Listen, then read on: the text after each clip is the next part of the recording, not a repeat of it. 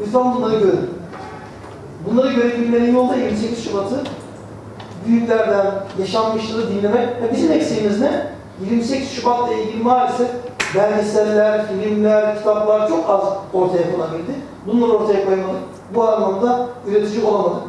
O yüzden Medine Bircan olayı var, bir sürü olaylar anlatılacak. Ama biz bugün üzerinden çeyrek asır geçmiş bir acıyı, bir dönemi aslında konuşacağız tekrardan. Bugün itibariyle 27 yılı böyle geride bıraktık o sürecin üzerinden. O günleri konuşmak, anlatmak bir hatıra gibi geliyor. Anıları konuştuğumuz, hatıraları konuştuğumuz aslında bir başlık bizler için baktığımızda. Fakat o döneme gittiğimizde, o dönem yaşananlar, acılar, o dönem zihinlerimizde ve gönül dünyamızda bıraktığı izler bambaşkaydı haliyle. Bugünden konuşmak kolay, bugünün dünyasında, bugünün Türkiye'sinde bunları söylemek kolay. Fakat zor dönemde zor işler yapan büyük insanların, büyük abilerin ve ablaların hatıralarını da bir yandan yad etmek istiyoruz açıkçası. Üzerinden çeyrek asır geçti.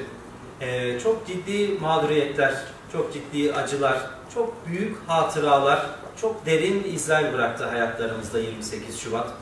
Türkiye'nin 100 yıllık tarihinde çok önemli bir kırılma noktasıydı bizler açısından.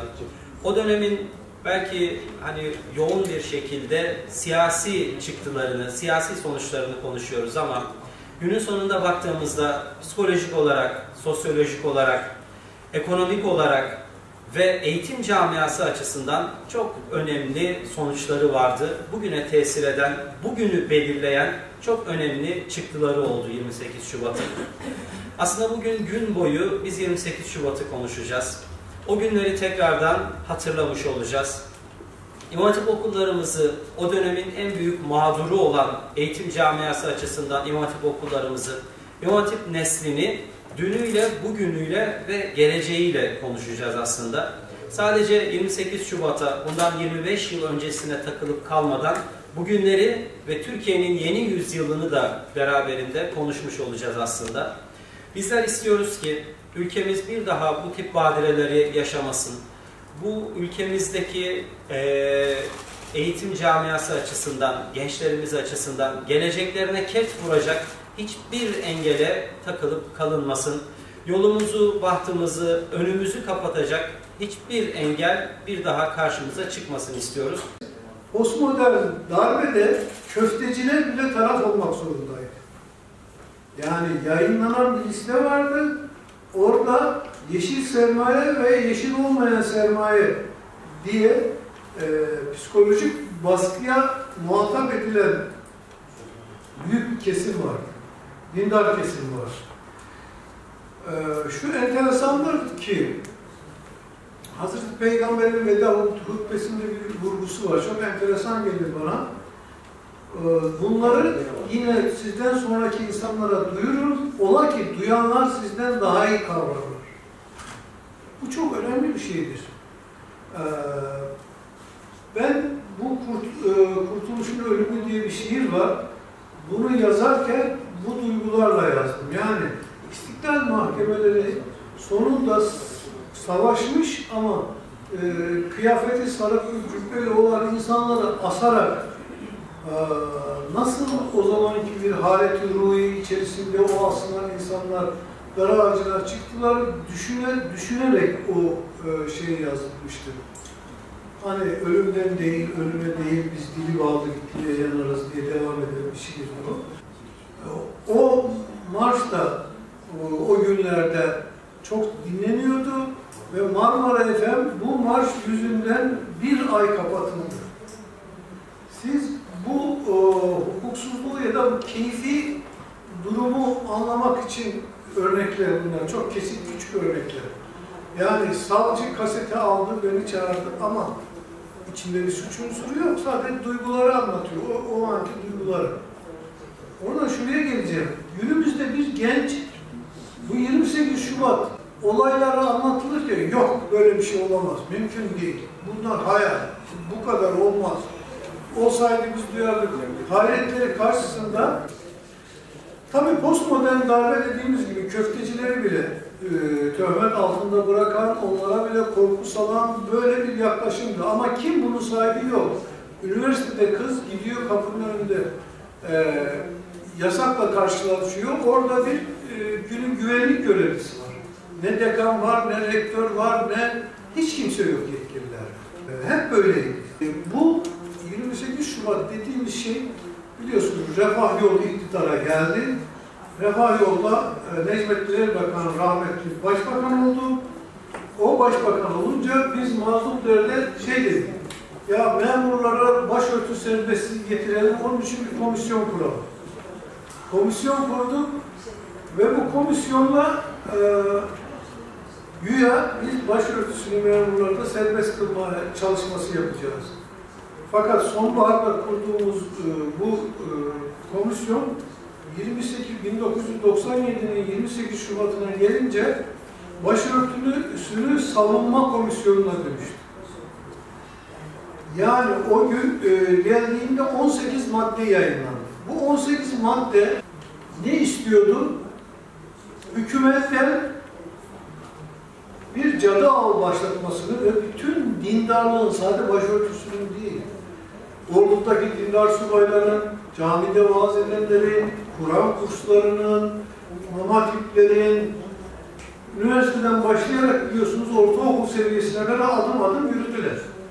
Bütün ve piyasadan, ticari piyasadan bütün dindarlar İslam'ın ve İslam'a gönül verenlerin kazanılmasını öngörüyordu. Sadece cenaze törenlerinde, mezarlıkta onun da yerini bulamadıkları için, o boşluğu kapatamadıkları için sadece o kadar bir Müslümanlığa tahammül edeceklerini söylüyorlardı ve 1000 yıl sürecek dedikleri mücadeleyi böyle ortaya koyuyorlardı. Tabii biz o dönemde bu baskılara boyun eğilemezdik. Çünkü bir sürü mazlum çıktı ortaya. Bir sürü mağdur çıktı. Ama mağdurun mazlumlara razı gelmemesi lazım. Çok önemli. Burası çok önemli. Ben mazlumum deyip evine çekip oturulmamalıydı. Özellikle üniversite öğrencilerinden her birinden birer aktivist oluşmalıydı. Ve biz mazlum der, işte önder, bir sürü, o zaman Halk Kurulay, Mini Dernek, Akter, pek çok dernek hem ortak bir şeyler yapıyorduk hep birlikte, hem de biz mazlumlar olarak kendi tavrımızı ortaya koyuyorduk ve dört yönlü bir mücadele yapıyorduk.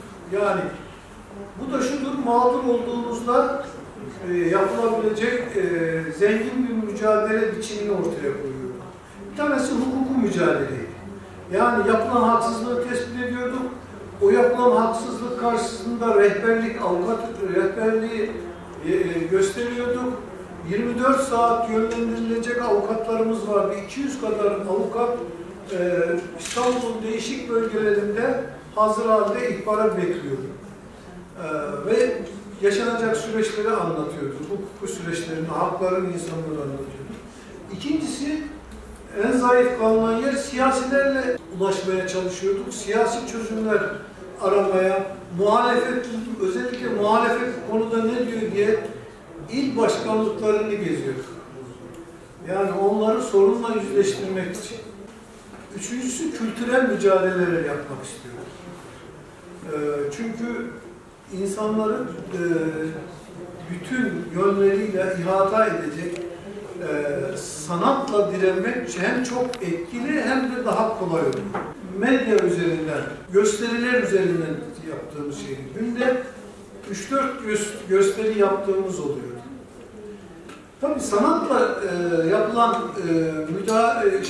gösterilerin içerisinde, kültürel alanda yapılan şeyler içerisinde o dönemin çalışmalarında ben kaç tane sinevizyon yazdığımı hatırlamıyorum. Yani sinevizyon metni yazdığımı. Tabii bir takım ister istemez şiirler ortaya çıktı. İnsanların canını yakan şeyler. Yapılan çalışmalar, kitaplaşma çalışmaları da vardı. Biz iyi ki yapmışız onu. Kültür Komisyonumuz Mazlumdere'de çok önemli bir esere imza attı. Bütün yönleriyle başörtü sorunu. Hem Diyanet'in tavrı, Diyanet'in verdiği fetva ki o en sağlam şekliyledir o. o zamanki Diyanet İşleri Başkanı'nı çok millet eleştirir ama zor zamanda hareket etmek diye bir şey düşünüldüğünde o zaman bunu yapanları takdir etmek lazım. Kapı gibi hiç geçit vermeyen fetvalar vardır o kitapta bakarsanız.